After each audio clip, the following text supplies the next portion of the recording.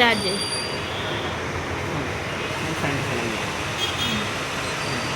Second option.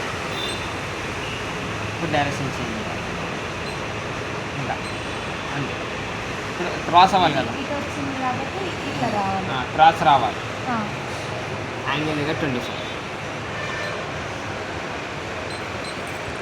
దేనికైనా దేనికైనా angle 25 పెట్టాలి. అది బ్యాక్ నెక్ అయిపోయినాక ఫ్రంట్ నెక్కి ఇది ఇట్లుంటే ఇది ఇటు చేసుకోవాలి.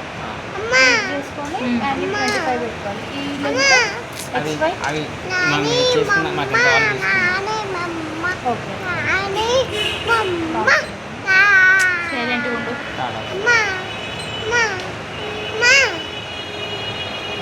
కలర్స్